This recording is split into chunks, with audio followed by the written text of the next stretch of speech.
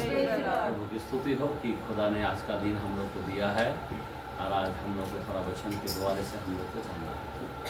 मैं हमेशा बताता हूँ कि दुनिया का एंड टाइम कौन सा समय है?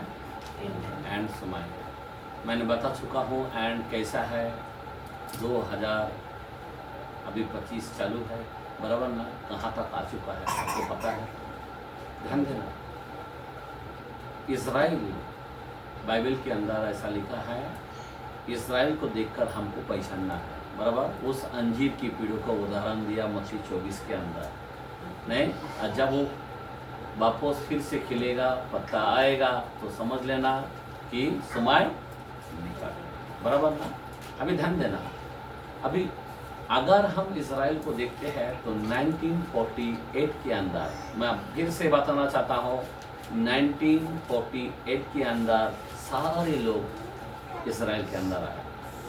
तब तक तितर बितर था, और 1948 के अंदर से जब वो वापस आया इज़राइल के अंदर, बराबर, सारे यहूदी लोग सब वहाँ आए, और उस समय से लेकर अभी कितना साल हो रहा है पता है आपको? कितना साल हो रहा है? 77। कितना हो रहा है?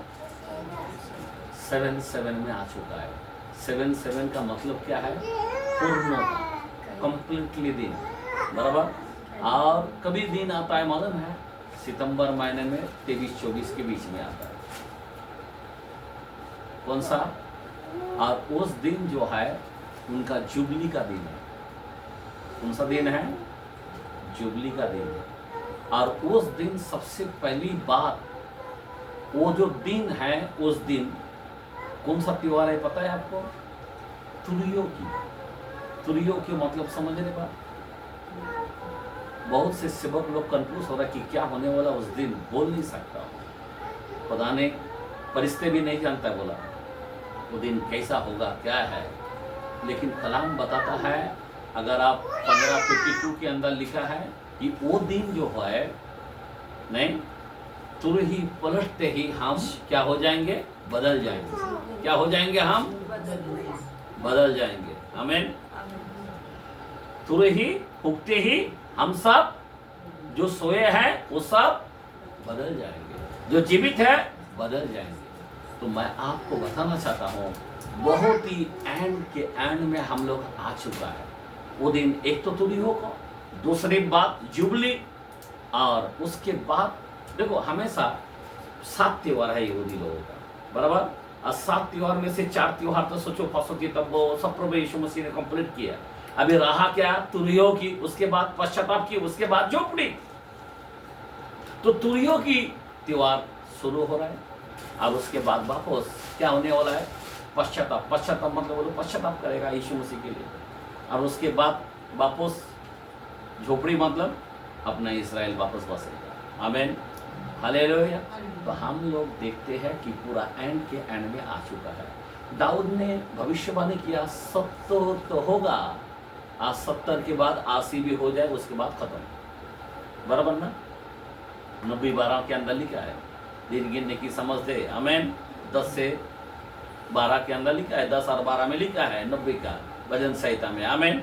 तो अभी 77 साल हो चुका है। अभी सितंबर महीने में अभी बोल नहीं सकता। आमीन। हम लोग देखते हैं एंड के एंड में आ चुका है। हालेलुया। पर आपको, हमको सावधानी होना। मेरे जीवन में ऐसा ये होता है कि यीशु मसीह एनी टाइम आ सकता है, ऐसा समय आ चुका है। मैं आपको पहले भी कल दर्शन बताया कि अब्राहम से, आदम से लेके अब्राहम तक 2000, अब्राहम से यीशु मसीह 2000, 4000, यीशु मसीह से अभी 2000, 6000, अभी 25 चालू है। 33.5 साल जीवित था, मैंने बताया। अब 33, 33.5 में से 25 गया तो कितना रह गया? 8.5 साल। 8.5 साल से पहले 7 साल विपत्ति काल है, 1.5 साल रह गए। मैं बताना चाहता हूँ अभी क्या होने वाला है। एक बात याद रखना, आमीन। पर हमारा दिल यही खाता है कि एनी टाइम रक्षा की घड़ी आ सकता है। हालेलुया, बोलो हालेलुया। अभी हम लोगों में क्यों कप का पानी आ रहा है? मैं आपको बताना चाहता हूँ क्यों कप का पानी आ रहा है। अगर हमारे काम बराबर नहीं है, क्या नहीं है, हमारी चाल चलन बराबर नहीं है, हमारे ध्यान इधर का ही चीज में है, सिंपल है, जब प्रभु यीशु आपको लेगा, आपको शून्य बना देगा। याद रखना, खुदा जिसको उपयोग करेगा उसको जीरो बना देगा। क्या बना देगा? जीरो बना देगा, उसको तोड़ देगा। बाइबल के कलाम के अंदर खुला मैं आपको बताना चाहता हूं। देखो, एक बात है, हमारे जीवन में खुदा ने एक मोहर लगाया। क्या लगाया? क्या लगाया? मोहर लगाया। और वो मोहर अगर नहीं पाया गया, हम लोग शापित हैं। और वो है पवित्र आत्मा का मोहर, वो है पवित्र आत्मा का छाप। आमीन। इफिसियों 1:13 में लिखा है। हालेलुया। समझे बात? जितने लोगों ने जन्म लिया है उनको एक छाप लगता है। आपको लगता है कि वो छाप आपके जीवन में है? तो आपका चाल चलन, आपका बोलना, आपका स्वभाव जो है, वो छाप आपको है क्या? मैं आपको बताना चाहता हूँ, छाप इतना इंपॉर्टेंट है। ज़्यादा ध्यान देना मेरे भाई। मैं कल बहुत ही वचन को खोल खोल के परेशान हो रहा कि वचन मेरे को मिलना चाहिए, वचन मेरे को मिलना चाहिए। मैं बहुत ढूंढने लगा। मैं पढ़ते रेवलेशन पढ़ रहा था, पढ़ते पढ़ते ऐसा वचन में आ गया, मैं उधर अटक गया। मैं बोला, ये बंदा का नाम कहाँ से आ गया और ये बंदा गायब कैसे किया? ये बंदा गायब कैसे किया? और क्या गायब देखा मालूम है? याकूब का 12 बेटा है। कितना बेटा है? कितना बेटा है? जरा कलाम को खोलते देखते हैं। आज थोड़ा समय आपको वचन के द्वारा से आज हम स्टडी के जैसा वचन देना चाहता हूँ। आमीन। कितना बेटा है? 35 चैप्टर 23 से 26 उत्पत्ति के कलाम। उत्पत्ति 35 का 23 से 26। क्योंकि हम लोगों को जानना बहुत जरूरी है। आमीन। क्या लिखा है? उनमें से लिया के पुत्र थे। एक मिनट सुनो। पहली बात, याकूब का 2 पत्नी है। कितना पत्नी? और 2 नकरानी जो उनके साथ रहते थे। 4 जोन थे। उसका पत्नी टोटल मिला के कितना हो गया? 4। चारों में से बच्चा पैदा हुआ। बराबर। पहला पत्नी का नाम क्या है? लिया। रेचल से शादी करने का ये था, पर उसका ससुर ने गड़बड़ी किया, बड़ा वाला को टपक दिया, मतलब बड़ा वाला से करा के दिया। और वो जो उसका नाम था लिया। बराबर। हाँ, लिया का कितना बेटा था? 6 बेटा। ध्यान देना, क्या बोलता है? आगे पढ़ो कलम को। लिया के पुत्र ये थे। लिया का पुत्र ये थे, अर्थात याकूब का जेठा। याकूब का जेठा रूबेन। रूबेन मतलब जेठा मतलब क्या है? उसका सबसे बड़ा बेटा। आमीन। बोलो आमीन। हालेलुया। उसका नाम क्या है? रूबेन। आमीन। समझे बात? अच्छा, आगे पढ़ो। फिर सिमोन, लेवी, यहूदा, इसाकार और जबूलून और राहेल के पुत्र थे। बस, ओके। मतलब लिया का बेटा कितना हो गया? 6। और उसका एक बेटी भी थे, क्योंकि स्त्री को गिना नहीं जाता था। समझे बात? बोलने की मतलब है 6 बेटा। हाँ, उसके बाद और राहेल के पुत्र ये थे। और राहेल मतलब रेचल। आमीन। अबे राहेल का ये थे यूसुफ और बेंजामिन। ये 2 बेटा था। कौन था? रेचल का बेटा राहेल जिसको कहता है। जो राहेल का बेटा कौन था? यूसुफ और बेंजामिन। आमीन। हालेलुया। हाँ, उसके बाद और राहेल की दासी। अभी देखो, जो राहेल का दास था, बराबर ना, और इस राहेल को बच्चा नहीं हो रहा था, और इसलिए राहेल ने क्या किया? अपने दासी को याकूब को दिया, और उसमें से वापस बच्चा पैदा हुआ। हाँ, पढ़ो। राहेल की दासी बिल्हा के पुत्र ये थे। क्या नाम था उसका? बिल्हा। बराबर ना। बिल्हा के पुत्र क्या था? दान और नप्ताली। अभी ये दान और नप्ताली, बराबर ना। ध्यान देना, हम लोग को जरा कॉन्सेप्ट माइंड चाहिए, ध्यान देना, मैं वचन बोल रहा हूं, आपके दिमाग में आना चाहिए क्या क्या पढ़ रहे।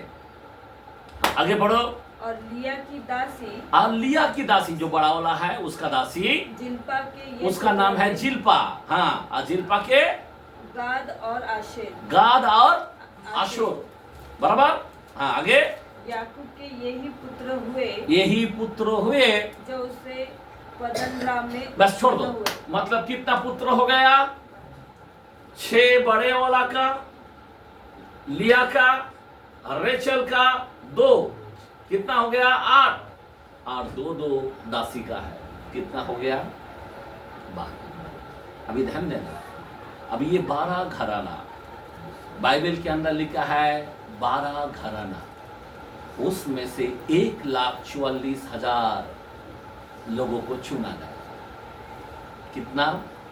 1,44,000 लोगों को चुना गया। हम जरा अभी पगड़ीकरण में जाते हैं, जरा ध्यान देना।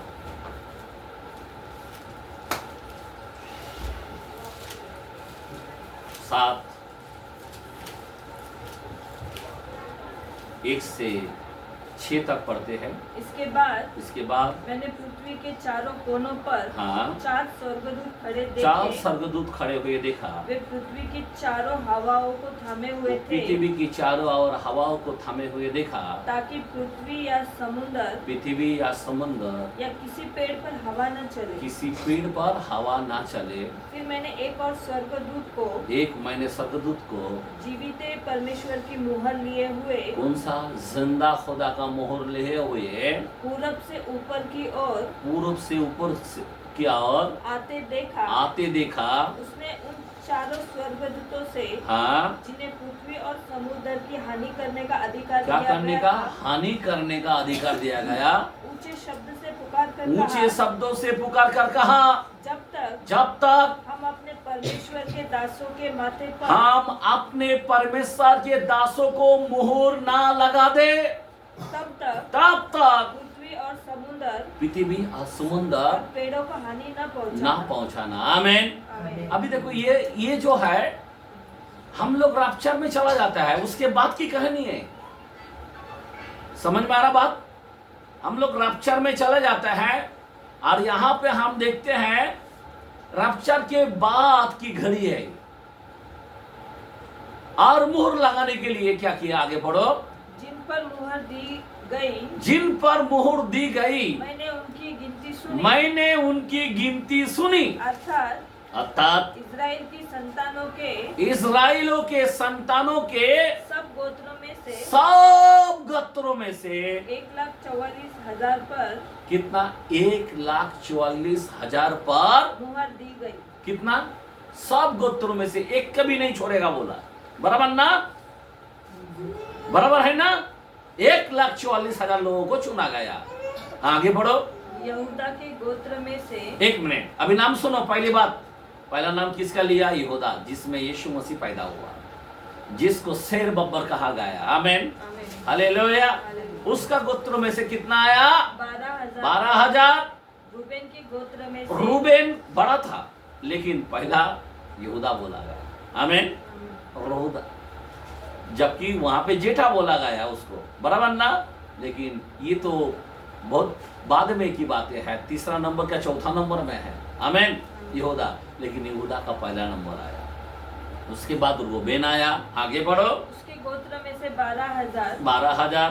गाद के गोत्र में से, गाद के गोत्रों में से 12,000। आशेर के गोत्रों में से 12,000। नप्ताली के में से 12,000। और मनश्शिश के गोत्र में से 12,000। मनश्शिश के गोत्रों में से 12,000। शिमोन के गोत्र, ये वचन कौन सा है? ओके, आगे बढ़ो, आगे बढ़ो। हाँ, शिमोन के गोत्र में से 12,000। सिमोन के गोत्रों में से 12,000। पर लेवी के गोत्र में, 12,000। हाँ, इस्साकार के गोत्र में से 12,000। बराबर।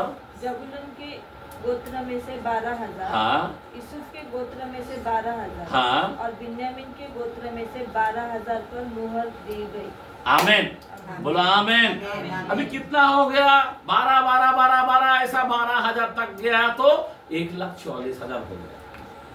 अभी आप बताओ, यहाँ पे हमको क्या समझ में आया? आपने कभी ध्यान दिया यहाँ पे क्या देखा हमने?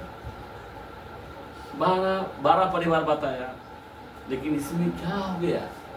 आपने कभी ध्यान दिया क्या? खुदा ने बोला 12 12 12 12 करके 12 परिवार। याकूब का बेटा कितना है? 12 है, बराबर ना? तो 12 में से अभी यहाँ पे 12,000 करके 1,44,000 बराबर हो गया। लेकिन आपको ऐसा नहीं लगता कि इसमें कुछ चीज की कमी है? हाँ? क्या नाम है? कौन कमी है? हाँ?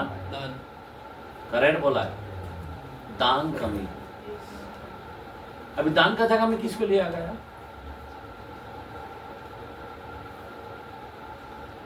किसको लिया गया दान के जगह में?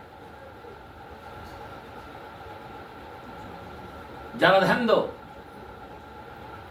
दान के जगह में किसको लिया गया? दान के जगह में वहां पे मनसेस को लिया गया, जबकि याकूब का बेटा मनसेस नहीं है। शौक नहीं बैठता आपको? ये मनसेस कौन है? बराबर ना?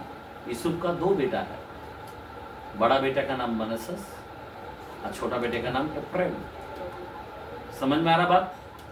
लेकिन इनको लिया गया, इसको कट किया गया। क्यों कट किया गया? कारण क्या है? दान को क्यों कट किया गया? दान का मीनिंग है नहीं करने वाला, बराबर ना? दान का मतलब नहीं करने वाला, सबका नहीं करने के लिए उसके हाथ में सौंपा गया। और वही यहां पे नहीं में नहीं दिखता, और यहां पे पगड़ीकरण यानी रिवलेशन के अंदर उसका नाम गायब। क्यों गायब है? जरा ध्यान दें। हम 49 चैप्टर वापस उत्पत्ति के कलम में, मैं थोड़ा सा आपको स्टडी के जैसा मैं आपको थोड़ा सा वचन देना चाहता हूं। उत्पत्ति के कलम में 49 चैप्टर हम 16 से पढ़ते हैं। दान इस्राएल का हाँ? दान इस्राएल का एक गोत्र होकर दान इस्राएल का एक गोत्र होकर अपने जाति भाइयों का न्याय करेगा। अपने जाति भाइयों का न्याय करेगा। उसका मतलब क्या है? दान का मतलब अपने भाइयों का न्याय करेगा। और ये न्याय करने में वहां पे तो नहीं दिखाई दे रहा, बराबर ना? आप सोच सकते हो उस पर मुहर नहीं लगाया गया, दान का मुहर नहीं लगाया। क्यों? आगे पढ़ो। दान मार्गों में का एक सांप। क्या क्या क्या? सांप।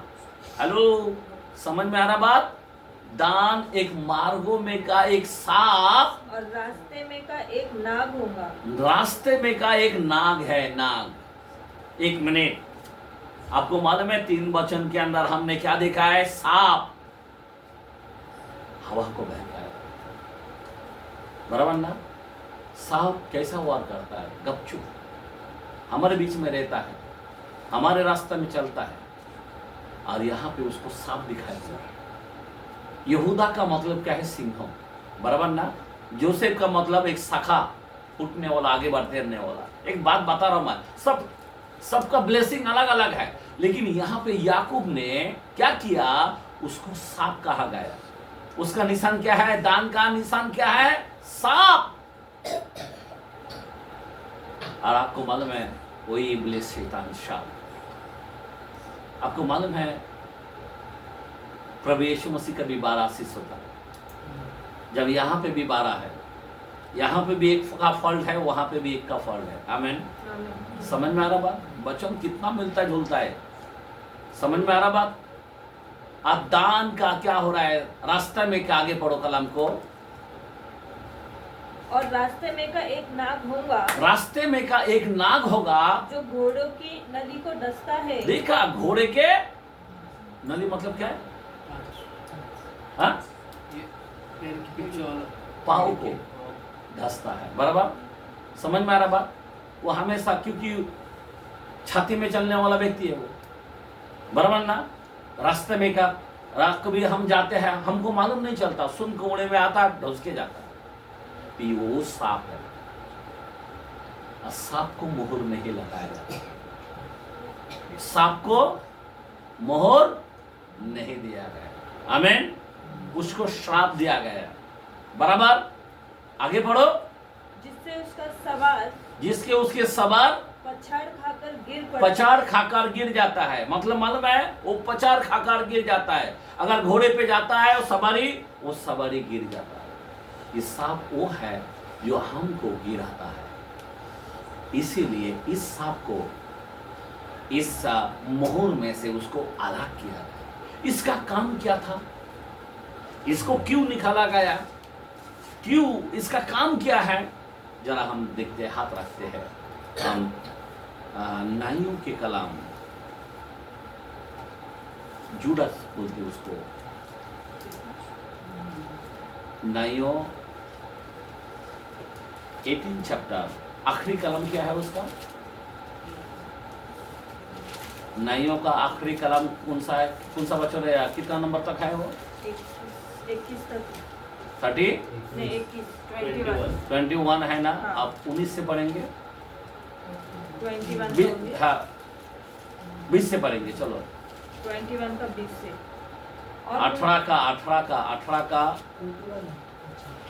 18 वचन का आखिरी कलम कौन सा है, 31 है ना। हाँ। तो 29 से पढ़ेंगे। और उन्होंने उस नगर का नाम, और उसने उस नगर का नाम इस्राएल के एक पुत्र अपने मूल पुरुष दान के नाम पर दान रखा। समझ में आ रहा बात? हाँ आगे पढ़ो। परंतु पहले उस नगर का नाम लेश था। तब दानियों ने मतलब जो दान का लोग है ना, उसको दानियों कहा गया। हाँ आगे पढ़ो। उस खुदी हुई मूरत को खड़ा कर लिया। समझ में आ रहा बात? ये शैतान क्या करता, मूर्ति को बना लिया, इस सांप का सिंहासन को बना लिया। और खुदा कभी नहीं चाहता कि तुम सांप की पूजा करे। खुदा कभी नहीं चाहता कोई मूर्ति को खोद कर बनाए। और जो कोई मूर्ति पूजा में है, याद रखना, खुदा इस मोहर में से उसको बाहर कर देगा। जबकि इतना बड़ा याकूब, मेरे को लगता है जरा हमने वो कलाम को पढ़ा नहीं है। हाँ ये कलाम को पूरा पढ़े। और देश की बंधुआई के समय, देश के बंदियों के समय वह योनातान, हाँ, जो गोरमेश का पुत्र, हाँ, और मूसा का पोता था, हाँ, वह और उसके वंश के लोग, हाँ, दान गोत्र के पुरोहित बने रहे। ओके छोड़ दो। अभी हमने ध्यान देना, हमने वहां पे स्टार्टिंग वचन कौन सा पढ़ा था, हमने उत्पत्ति का कलाम में 35 का कहां तक पढ़े थे आप? एक आखिरी कलाम वहां पे नहीं पढ़े हम, 23 से 26 तक बोला है भाई। 26 वचन पढ़े। और हाँ, लिया की दासी जिल्पा के पुत्र ये थे, हाँ, अर्थात हाँ, गाद और आशेर, याकूब के यही पुत्र। नहीं सॉरी, 49 का 16 49 का। दान इज़राइल का एक गोत्र होकर, हाँ, अपने जाति भाइयों का न्याय करेगा। हाँ, दान मार्ग में का एक सांप, हाँ, और रास्ते में का एक नाग होगा, हाँ, जो घोड़े की नली को डसता है, जिससे उसका सवार पछाड़ खाकर गिर पड़ता है। हाँ। हे यहोवा, मैं तुझे से उद्धार पाने की बाट जोहता आया हूँ। एक मिनट, अभी एक बात है, इसका 12 बेटा है, सबको बुलाया, मरने से पहले सबको बुलाता है और सबको आशीर्वाद दे रहा है, बराबर ना, ध्यान देना। लेकिन कभी हिचकिचाया नहीं है याकूब ने। लेकिन इसके बारे में यहाँ पे बोलता है, हे यहोवा, मैं उद्धार पाने के लिए बाट देता हूँ। मतलब खुदा का मदद ले रहा है। क्यों? क्योंकि ऐसी सांप निकला। समझ में आ रहा बात? ध्यान देना, 12 में से एक इतना खतरनाक निकल रहा है। इसीलिए मदद, इसका पूरा वचन आप पढ़ोगे ना, वहां पे स्टार्टिंग 49 का 1 से लेकर अंत तक पढ़ेगा ना, वहां पे सारे बच्चे को एक एक को आशीर्वाद दे रहा है। एक एक को बुला बुला कर आशीर्वाद दे रहा, तू ये है, तू वो है, तू वो है, तू वो है, कभी झिझकिचाया नहीं, लेकिन दान के समय में प्रभु का मदद ले रहा है ये होगा। टेंशन की बात है। हमारे लोगों में अगर कोई मूर्ति पूजा है खतरनाक होगा।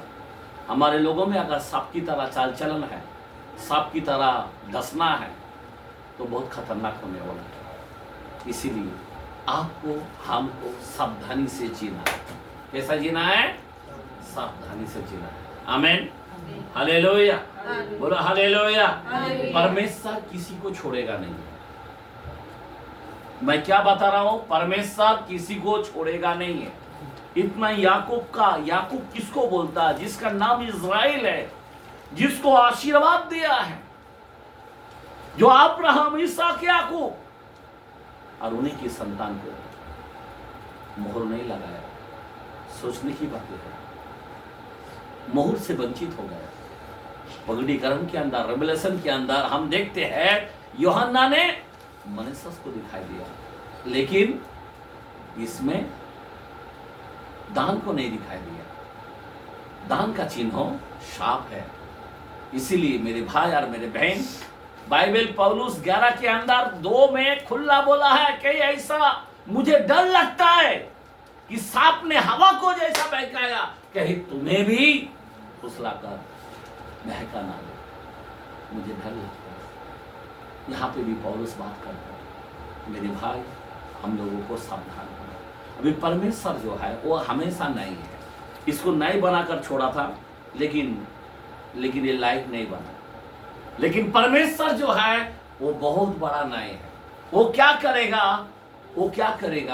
मैं आपको बताना चाहता हूँ। ध्यान देना, ये दुनिया के एंड में बहुत भयानक न्याय होने वाला है।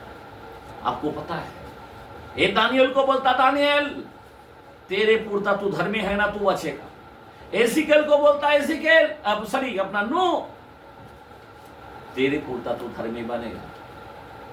अय्यूब को बोलता, अय्यूब तेरे पुरता तू धर्मी बनेगा, बाकी नहीं बचेगा। ये अंत का समय इतना भयानक न्याय होने वाला। मैं आज थोड़ा सा न्याय के बारे में बता रहा हूं। किसके बारे में? न्याय के बारे में। मैं क्यों बताना चाहता हूं? ये न्याय मतलब क्या है? खतरनाक क्रोध खुदा का है। और खुदा का काम में मैनचेतरी नहीं चाहिए। खुदा का काम, खुदा बहुत जलन रखने वाला खुदा है, याद रखना। खुदा कोई किसी को छोड़ने वाला नहीं है। जब याकूब का बेटे को नहीं छोड़ा, याद रखना मेरे भाई, बाइबल के अंदर लिखा है जकरिया के अंदर 13 का 7 से 9 के अंदर, क्या अंत के समय मैं क्या करूंगा। आपको पता है, मैं बीच में भी बताया था बच्चों के द्वारे से। जरा निकाले कोई कलाम को खोल के, जकरिया के कलाम 13 चैप्टर, हम 9 से पढ़े। उस तिहाई को मैं आग में डालकर ऐसा निर्मल करूंगा जैसा रूपा निर्मल किया जाता है। आमीन। कैसा रूपा सोना निर्मल किया जाता वैसा करूंगा। आगे, और ऐसा जांचूंगा जैसा सोना जांचा जाता मेरे है। भाई और बहन, मैं आपको बताना चाहता हूँ, ये परीक्षा का घड़ी है। हर एक को अलग अलग पुकार के, नाना पुकार के आजमाइश होने वाला है। याद रखना, एक को ऊपर एक कई आजमाइश आने वाला है। क्योंकि रैप्चर में आपको लेके जाएंगे। आप समझ रहे बात? आपको जांचा जाएगा। जो लोगों को जांचा नहीं जाता है तो समझ लेना उसको इधर इस महापीढ़ी के अंदर जाना पड़ेगा। मैं आपको रियल बता रहा हूं। समझ में आ रहा बात? आपको जांचेगा। आगे पढ़ो कलाम। वे मुझसे प्रार्थना किया करेंगे, वो मुझसे प्रार्थना करेंगे और मैं उनकी सुनूंगा। मैं उसकी सुनूंगा। मैं उनके विषय में कहूंगा। मैं उनके विषय में भी कहूंगा, ये मेरी प्रजा है। ये मेरी प्रजा है। प्रार्थना करेगा। आमीन। कोई लोग प्रार्थना भूल जाएगा, अरे काय का हमारा खुदा क्या किया, ऐसा बोलेगा। कई लोग भटक जाएगा। अंत के समय प्रेम ठंडा हो जाएगा। आगे पढ़ो कलाम को। और वे मेरे विषय में कहेंगे, और वो मेरे विषय में कहेंगे, यहोवा हमारा परमेश्वर है। Praise the Lord, hallelujah. 9 तक पढ़ा? हाँ। ओके, सुनो। अभी यहाँ पे लिखा है, 7 से पढ़े थे तुम? नहीं, 9 से पढ़े। मैं 7 से बोला था। सेनाओं की यहोवा की यह वाणी, सेनाओं की यहोवा की यह वाणी है, ये तलवार मेरे मेरे ठहराए हुए चरवाहे के विरुद्ध, किसके विरुद्ध है? चरवाहे के विरुद्ध, अर्थात जो पुरुष मेरी स्वजाति है, हाँ, उसके विरुद्ध चल। आमीन। बहुत चरवाहा लोगों के ऊपर भी बहुत फटका लगने वाला है, और आज चरवाहा के पीछे इतना लगा है ना, अभी आपको क्या बोलूं, जो चरवाहा है ना उनको हिला डालेगा। क्या करेगा? चारों तरफ आजमाइश के अंदर। मैं किसको? आज टारगेट कोई ख्रिस्ती लोगों के ऊपर नहीं है, टारगेट जो ख्रिस्ती के फास्टर लोग हैं ना उनके ऊपर है। शैतान किसके ऊपर टारगेट रखता है? जो वचन को फैलाता है, जो वचन को लेके जाता है। आमीन। जो बीज बोने वाला उसको पकड़ेगा। आमीन। जो अगर बीज नहीं बोएगा उसको कोई टेंशन है क्या? कोई टेंशन नहीं है, उसको कोई फिक्र नहीं है। इसीलिए चरवाहा को क्या करेगा? आगे पढ़ो। तो उस चरवाहे को काट, उस चरवाहा को काट, तब भेड़ बकरियां तितर बितर हो जाएंगी। समझ में आ रहा बात? यही काम कर रहा शैतान ये आखिरी समय में। चरवाहा को पकड़, उसका भेड़े सब अलग अलग हो जाएगा, अपने अपने घर में ठंडा होके बैठ जाएगा। यही होने वाला है। इसलिए आप लोगों से विनती करता हूं, पास्टर लोगों के लिए दुआ करो, सेवक लोगों के लिए दुआ करो। आमीन। हालेलुया। समझ में आ रहा बात? आगे बढ़ो। और बच्चों पर मैं अपने हाथ बढ़ाऊंगा। देखा, उनके बच्चे पर भी हाथ बढ़ाऊंगा। यहोवा की यह भी यह वाणी है कि इस देश के सारे निवासियों को 2/3 मार डाली जाएंगी। 2/3 को मार डालेगा। आमीन। और बची हुई तिहाई उसमें बनी रहेगी। बची हुआ जो तिहाई है वो बनी रहेगी। उस तिहाई को मैं आग में डालकर ऐसा निर्मल करूंगा जैसा रूपा निर्मल किया जाता है। समझ में आ रहा बात? अभी जितना लोग पकड़ जाएगा, जितना लोग मार डाला जाएगा, और जो लोग रह जाएगा उसको निर्मल करेगा। आमीन। कैसा निर्मल करेगा? बड़े बड़े संकट डालेगा, बड़े बड़े फाइनेंस दिक्कत आएगा, बहुत बड़े बड़े इधर का उधर का नाना प्रकार के कलेश आएगा। अभी ध्यान देना, मैं आज का विषय क्या बता रहा हूं? न्याय करना। क्या बोल रहा हूं मैं? किसके बारे में बोल रहा हूं? खुदा न्याय करने वाला। इसीलिए हमारे लोगों को क्या होना चाहिए? मैं बताना चाहता हूं कि हमारे लोगों को क्या करना चाहिए। वो खुदा किसी को छोड़ेगा नहीं, उन सभी सेवक क्यों ना हो, किसको छोड़ेगा नहीं। जो गलती करेगा उसको छोड़ेगा नहीं। याद रखना, यहाँ पे हिला डालेगा। क्या करेगा? हिला डालेगा। एंड के समय में सबका विश्वास को कमजोर कर देगा। याद रखना, ठंडा कर देगा, प्रेम ठंडा हो जाएगा। इसीलिए हम लोग को सावधानी से जीना चाहिए। आमीन। हालेलुया। आपको पता है हमारा खुदा हमारी गलती को देखना चाहता है। अगर गलती किया बहुत फटका लगा देगा। हमारे जीवन में कोई भी गलती दिखाई देगा तो बहुत बड़ा सजा हो सकता है। पहली बात, एक उजिया एक राजा था।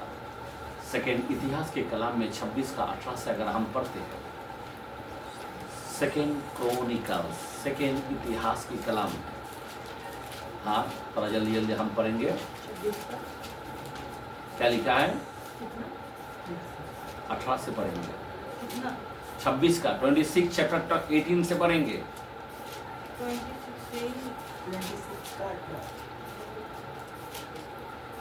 त्यांनी उजिया राजाचा प्रतिकार करून म्हटले, हे उजिया, परमेश्वर प्रीत्यात धूप जाळणे हे तुझे काम नव्हे. अहरोनाचे वंशज जे याजक, ज्यांना धूप जाळण्यासाठी पवित्र केले आहे, त्यांचेच हे काम आहे.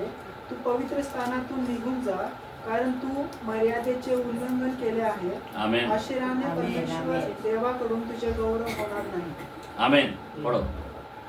तब उसने जाकर फलिस्तीय से युद्ध किया।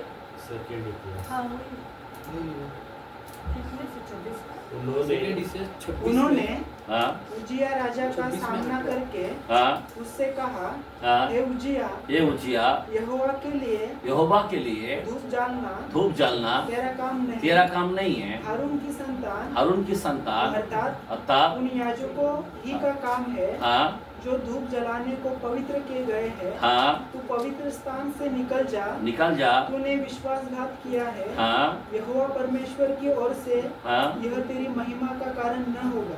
ओके सुनो, अभी ध्यान देना। उसके आगे भी और थोड़ा कलाम के अंदर लिखा है, ये उजिया जो राजा है 16 साल से राजा बन गया और उन्होंने अच्छे काम किए, लेकिन उसके आखिरी में उसने ऐसा गलत काम कर लिया कि मंदिर के पास याजक जाना चाहिए, लेकिन उसने क्या किया, बोला भी हम जाएंगे, तुम लोग रुक जाओ। सारे याजक वहां पे इकट्ठा है, लेकिन याजक के हाथ से अपना कटोरा लिया, धूप जलाने के लिए अंदर गया और अंदर ये लोगों ने माना किया नहीं ये गलत है, लेकिन वो राजा है, बोला हम राजा है, जो मैं बोलूंगा वो करूंगा, तुम लोग कौन है, ऐसा बात करने लगा। पर हुआ क्या, समझ में आ रहा बात?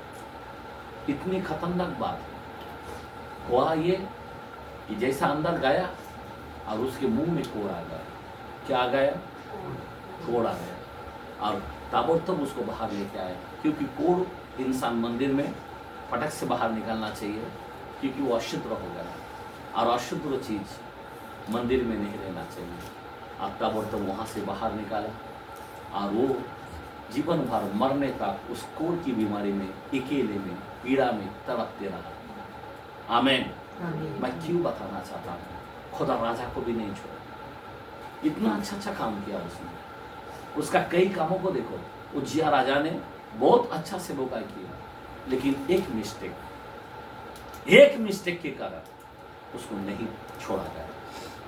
हमारा खुदा न्याय करने वाला खुदा है, जिसका जो काम है वही काम करे। आमीन। मेरा बोलने की मतलब है, आज कई लोग ऐसे शापित होते हैं। आमीन। किससे शापित होते हैं? जिसका काम वही करे। हालेलुया। जो याजक का काम है याजक करे, जो राजा का काम है राजा करे। हालेलुया। बोलने की मतलब है कि इतना खतरनाक हमारा न्याय होने वाला, इसीलिए आप और हम प्रभु के अंदर हम लोग कितने सारे गलती करते हैं। कोई भय है? कोई भय है क्या हम लोग? हम याजक लोग हैं, भय है आप लोगों को? कैसा होना चाहिए? आपको मालूम है, एक हेरोदास राजा और एक राजा के बारे में बोलता हूं। हेरोदास राजा पीड़ितों के काम के अंदर 12 में 21 से 23 तक हम पढ़ते थे, 22-23 पढ़ेंगे। चलो। तब लोग पुकार उठे, यह तो मनुष्य का नहीं, ये तो मनुष्य का नहीं, ईश्वर का शब्द है। आमीन। किसको बोल रहा है? ईश्वर का शब्द है। हेरोद राजा को बोलता है, उसको ईश्वर का पद भी दे दिया। बोला तू नहीं बोल रहा है, अरे ईश्वर ही बोल रहा है, ऐसा करके उतने में आगे क्या हुआ? आगे बढ़ो। उसी क्षण प्रभु के एक स्वर्गदूत ने तुरंत उसे मारा। तुरंत कैसा मारा? उसे मारा क्योंकि उसने परमेश्वर को महिमा न दी। देखा, परमेश्वर का महिमा नहीं दी, और वह कीड़े पड़ और उसी क्षण में कीड़े पड़कर मर गए। उसके चारों तरफ शरीर में ऐसे बड़े बड़े कीड़े आ गए। हेलो, एक झपड़ा मारा तो थोड़ी कीड़ा आता है, बॉडी सड़ने के लिए कितना समय लगता है? हेलो, समझ में आ रहा बात? हफ्ता भर तो कम से कम तो लगेगा, बॉडी सड़ने के लिए हफ्ता भर तो लगेगा ना। लेकिन उसी क्षण 1 सेकंड में जैसा थप्पड़ मारा फरिश्ते ने, ताबड़तोड़ उसके मुंह से, चारों मुंह से, चारों सर से, कान से बिल बिल के ऐसा कीड़ा बाहर आया। क्यों? परमेश्वर की महिमा नहीं दी। आज कई लोग चर्च के अंदर, हमको परमेश्वर की महिमा करना चाहिए, बराबर ना? क्या करना चाहिए। और कई लोग ये राजा की तरह बड़े बड़े डायलॉग मारने को आता है, मेरा ऐसा हुआ, मेरा वैसा हुआ। एक बात बता रहा हूं, ये अपने आप को परमेश्वर के जैसा दिखाने लगा और लोग बोलता तू परमेश्वर ही बोल रहा है। कितना खतरनाक बात है। और ताबड़तोड़ फरिश्ते आया और जैसा एक झपड़ा दिया और ताबड़तोड़ उसकी चारों ओर से, पाँव से, हाथ से, आंख से, चारों बाजू से ऐसे बिल बिल के बड़े बड़े कीड़े आ गए और जगह पे मर गए। मैं आपको बताना चाहता हूँ कि हमें परमेश्वर की महिमा कितना शुद्धता से होना चाहिए। परमेश्वर की महिमा होना जरूरी है। अगर परमेश्वर की महिमा नहीं करते हो तो खतरनाक स्टेप आ जाएगा। ध्यान देना। कोई लोग, आपको मालूम है लेवी के कलाम, मैं थोड़ा और एक दो वचन में जाना चाहता हूँ। थोड़ा लेट शुरू किया तो लेट थोड़ा बैठेंगे। लेवी के कलाम 10 का अगर 1 से 3 तक देखते हैं हम, व्यवस्था विवरण, लेवी के कलाम। तब नादाब और अबीहू नामक हारून के दो पुत्रों ने अपना अपना धूप दान दिया और उसमें आग भरी और उसमें धूप डालकर ऊपरी आग को जिसकी आज्ञा यहोवा ने नहीं दी। एक मिनट, कभी कभी क्या होता है, यहोवा को जो आज्ञाएं नहीं देता वो हमें नहीं करना चाहिए। कितने लोग समझता है? बराबर है ना? यहोवा आज्ञाएं देता है क्या? अभी हम लोग देखते हैं, याद रखना, हम संसार के अंदर फिर जाते हैं। संसार का रीति रिवाज जो हम में नहीं चलता।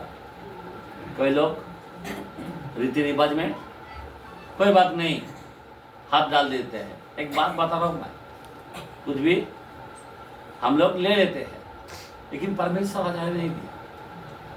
5:11 के अंदर 21 में बोला है, अंधकार के काम तुम्हारे में नहीं चाहिए। बराबर? लेकिन हम लोग कोई बात नहीं है, चलो। बराबर ना? समझ में आ रहा बात? हम लोग अंधकार के कामों से त्याग होना चाहिए। लेकिन खुदा ने जो आज्ञा नहीं दिया, अगर वो हम करते हैं तो क्या होगा? आगे बढ़ो। यहोवा के सम्मुख अर्पित यहोवा के सामने अर्पित किया। तब यहोवा के सम्मुख से आग निकली और उन दोनों को भस्म कर दिया। समझ में आ रहा बात? जो मूसा सामने था, हारून सामने था, उन दोनों के सामने उसके हारून के 2 बेटे को मार दिया। आमीन। जब खुदा आज्ञाएं नहीं देता और वो चीज कोई अशुद्ध होकर करना नहीं चलता, वो अशुद्ध होता। जो खुदा नहीं बोलता ये मत करना तो नहीं करना चाहिए। आज हम लोग आज्ञाओं को एकदम छोटा सा मान लिया, कोई बात नहीं, प्रभु माफ करने वाला। परमेश्वर का आज्ञा याद रखना, परमेश्वर इधर आया धरती पर, वो आज्ञाओं को पूरा करने के लिए आया। उसको लोप करने के लिए नहीं आया, मतलब गायब करने को नहीं आया, पूरा करने के लिए आया। इसलिए आज्ञाओं को फॉलो करना। इसलिए कलाम बोलता, जो मेरे मुझसे प्रेम करते मेरे आज्ञाओं को मानेगा। क्या बोला है? क्या मानेगा? आज कई लोग आज्ञा, जो परमेश्वर की जो आज्ञाएं है, मतलब आज्ञा है, आज कितने लोग फॉलो कर पाते हैं? करते आप सच्ची बोलो, कर पाते? नहीं कर पाते। और इसका हल क्या हुआ? बहुत ही बर्बाद हो जाएगा। 2 बेटे खत्म हो गए। आमीन, हालेलुया। नहीं, इतना खतरनाक होने वाला है। इसीलिए परमेश्वर के आज्ञाओं को पूरा करना हमारे अंदर भय होना चाहिए। मैं क्यों बता रहा हूं? अंत का समय है, तुमको जांचेगा। आमीन। एक एक आज्ञा को पूछेगा कि ये आज्ञा को तूने फॉलो किया क्या? ये आज्ञा तेरे को बताया था, तूने फॉलो किया क्या? मेरे भाई, आप जानते हो आज्ञाएं क्या क्या है। आमीन, हालेलुया। आज हम लोग आज्ञाओं को छोड़कर हालेलुया प्रेज लॉर्ड बोलते हैं, लेकिन आज्ञाओं को पकड़ के हालेलुया प्रेज लॉर्ड बोलना चाहिए। आमीन, हालेलुया। एक बात है, एक नवा करार में आखिरी कलाम में हम जाते हैं, प्रीतों के काम में 5 चैप्टर 1 से 10 तक, यहाँ पे हम खत्म बंद करेंगे। हन्या नामक एक मनुष्य था और उसकी पत्नी सफीरा ने कुछ भूमि बेची और उनके दाम में से कुछ रख छोड़ा। उसके दाम में से कुछ रख छोड़ा। और यह बात हाँ, उसकी पत्नी भी जानती थी। ये बात कुछ रख छोड़ा, कुछ रख छोड़ा मतलब, मैं सिस्टर का उधर गया था, वही बता रहा था, कोई लोग कहता है मैं 10 मास में से देता हूँ। कैसा देता है? पूरा नहीं देता है, कुछ देता है। तो हम लोग आज भी सफीरा की तरह काम करते हैं। एक बात बता रहा हूँ मैं, कैसा करते हैं हम? सफीरा की तरह ही काम कर रहा, कुछ पूरा 10 मास नहीं देता है, कुछ। तो ये जो कुछ जो है ना, ये खतरनाक होता है, जबकि उसका ही पूरा सब कुछ बेचकर उसको देना चाहिए था, लेकिन नाम ले रहा है मैं 10 मास दे रहा हूं। आज की बारी में वो जमाने का इसी तरह की बात है, पूरा चीज को बेचकर देना है, लेकिन वो क्या कर रहा है? कुछ दे रहा है। ये आत्मा में किसको प्रकट हुआ? पतरस को प्रकट हुआ, बराबर, कि ये कुछ दे रहा है, पूरा नहीं दे रहा है, कुछ दे रहा है। और वो बोल रहा क्या?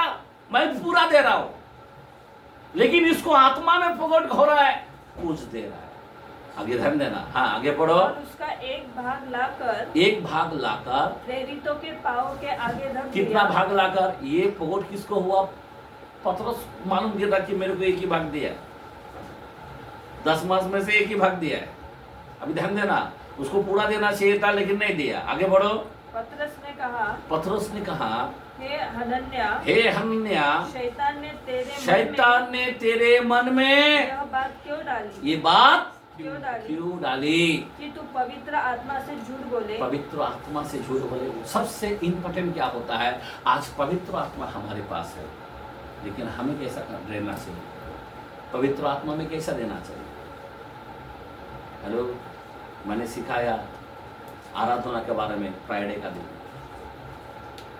बराबर, कैसा आराधना करना चाहिए? झुक कर, मुंह के बल गिर कर, दंडवत कर कर, आमेन आमेन। कैसा अपने झोली खोल कर, कितना क्या क्या कलाम से हमने बात किया। मैं आपको बताना चाहता हूँ, आज पवित्र आत्मा का मुहूर्त हमारे ऊपर कैसा ठहरेगा? मेरे को बताओ, पवित्र आत्मा कैसा रहेगा? कैसा छाप रहेगा हमारे अंदर? यहां पे आत्मा में लोग क्या क्या गलत कर रहे हैं, व्यवस्था को टालते बैठा है, अजाओं को छोड़ते बैठा है। मैं आपको बताना चाहता हूं मेरे भाई, खुदा नहीं करने वाला। आगे बढ़ो कलाम को। और भूमि के दाम में से कुछ रख छोड़े। ये राख छोड़े। हेलो, आज मैं आपको बताना चाहता हूं, आपका कर्तव्य क्या है? परमेश्वर का राज्य के लिए आपका क्या है? आमीन, हालेलुया। आगे बढ़ो। जब तक वह तेरे पास रही, जब तक वो तेरे पास थी, क्या तेरी न थी? और जब बिक गई, जब वो बिक गए, तो क्या तेरे वश में न थी? तूने ये बात अपने मन में क्यों विचारी? तू मनुष्य से नहीं परंतु परमेश्वर से झूठ बोला है। आमीन। आज बहुत लोग झूठ के लेके चल रहा है। आगे बढ़ो कलम को। ये बातें सुनते ही हनन्या गिर पड़ा और प्राण छोड़ दिए और सब सुनने वालों पर बड़ा भय छा गया। फिर जवानों ने उठकर उसकी अर्थी बनाकर बाहर ले जाकर गाड़ दिया। लगभग 3 घंटे के बाद सफीरा पत्नी उसकी आ गए। हाँ, जो कुछ हुआ था न जानकर भीतर आए। तब पतरस ने उसकी पत्नी से भी पूछा, मुझे बता क्या तूने वह भूमि इतने में ही बेची थी? उसने कहा, हाँ हाँ, इतने में ही। पतरस ने उससे कहा, हाँ, यह क्या बात है? ये क्या बात है कि तुम दोनों ने प्रभु के आत्मा की परीक्षा के लिए हाँ एका किया। मतलब आत्मा को एका किया, आत्मा को टाल दिया, आत्मा को बाहर कर दिया। देख, तेरे पति को गाड़ने वाले द्वार ही पर खड़े हैं और तुझे भी बाहर ले जाएगा। तब वह तुरंत उसके पाँव पे गिरा तो मर गया और प्राण छोड़ दिया। मेरा बोलने के मतलब यह है, इनका सब कुछ लेकर भी, खुद की प्रॉपर्टी, खुद के सब कुछ, लेकिन वो छूट बोलने कुछ देने लगा। मैं आपको बताना चाहता हूं, अभी न्याय का समय है, हर एक के हिसाब खुलने वाला है। आप लोग सिलेंडर रखने को कोशिश करो, प्रभु के लिए समर्पण होना शुरू करो, पश्चाताप करना शुरू करो, आजाओं को फॉलो करो, आत्मिक तैयारी में बने रहो, ज्यादा उपवास में रहो, ज्यादा प्रार्थना जीवन में रहो, पवित्र आत्मा से परिपूर्ण होते जाओ, आत्मा में प्रार्थना करो। मेन इंपॉर्टेंट है रक्षा के लिए रेडी हो। अगर तुम रक्षा के लिए रेडी नहीं होंगे, रक्षा के लिए ये सब बातें नहीं दिखाई देंगे, तो आपका रक्षा कहां से आएगा? कैसा हो सकता है आपको लेके जाएगा? यहां पे पवित्र आत्मा में पतरस को पता चलता है, तैयार है या नहीं? नहीं है, इसको तेरे को अब देख, द्वार पर खड़े हैं, मौत आके लेके जा रहा है। मैं आपको बताना चाहता हूं, ये एंड का एंड में हम लोग आ चुका है। मैंने बताया 70-80 के बीच में हम आ चुका है। 77 साल हो चुका है इजराइल का। उससे हमें पता चलता है कि एंड का समय है, हाथ उठाने का समय है, एनी टाइम उठाया जाने का समय है। बहुत ही कम समय है। हम जिस घड़ी जानते नहीं, उस घड़ी पर वो आ सकता है। इसीलिए तुम्हारी तैयारी बराबर होना चाहिए। परमेश्वर की आजाओं को बराबर अपने जीवन में काम होना चाहिए। भाई के साथ उसकी आराधना होना चाहिए। भोर के समय उठकर आराधना करो, एक गीत गाकर, मुंह के बोल पर मैंने सिखाया है, आप आराधना करो। अपने घुटने को टेक कर, घुटने के बीच में अपने सर को रखकर झुककर प्रार्थना करो। आमीन। क्योंकि अगर आप तैयार नहीं रहेंगे, विपत्ति तो है ही, और विपत्ति चालू है। आप लोग भी प्रार्थना करो। आमीन। खास करके सेवक, आप जानते हो, मैंने बताया सेवक लोगों को पीछे बहुत महाकलेश शुरू है। आप देख रहे हैं यहाँ पे कलाम के अंदर उनके लोगों को तितर बितर करेगा। आज सब चर्च खाली है, मैं आपको रियल बता रहा हूँ। खाली चमत्कार के पीछे उधर कर दे रहेगा। बच्चों जहाँ पे है वहां पे खाली है, मैं आपको बता रहा हूं। मैं हम लोग जिस जगह में जा रहे हैं वहां के लिए खास दुआ करो। आमीन। जो लोगों ने हाथ उठाया उपवास करना चाहिए, नहीं तो अपने हाथ उठाने का क्या मीनिंग है? आमीन। हालेलुया। जहां तक हो सके। आमीन। कोई किसी ने बोला कि हमको कुछ चाहिए, मैं बोला चलो ले लेंगे। हालेलुया। आज बहुत सेवकाई के लिए बहुत ही जरूरी है, लेकिन हमारे लोग तैयारी में नहीं। मैं आपको बताना चाहता हूँ, एंड के एंड में हम चल रहे। आखिरी समय में जोर लगाओ सेवकाई के अंदर, जोर लगाओ प्रार्थना के अंदर, जोर लगाओ उपवास के अंदर, जोर लगाओ आराधना करो, जोर लगाओ। आमीन। प्रभु आपको इन वचनों के द्वारे से आपको आशीष दे। आमीन। और हम लोग वहाँ से क्या बोलते हैं, यूपी से हम लोग क्या बोलते हैं, वहाँ पे होके फिर हम लोग जयपुर में भी जा रहे हैं, राजस्थान में भी जा रहे हैं। वहाँ से होकर इधर आएंगे। तो दुआ करो चारों बाजू। वहाँ पे भी कुछ लोग बपतिस्मा के लिए रेडी है। Praise the Lord. तो देखते हैं अभी क्या पोजीशन है, आगे जाके देखेंगे। हालेलुया। तो अभी ये सब बातें हैं, उधर भी बहुत कठिन है, बहुत बहुत बेकार, ये सब बाजू अपना इंडिया के अंदर ही नहीं पूरा वर्ल्ड के अंदर सब बाजू प्रॉब्लम है। तो खास दुआ में रहो। आइए हम खड़े रहेंगे, प्रभु की स्तुति करें।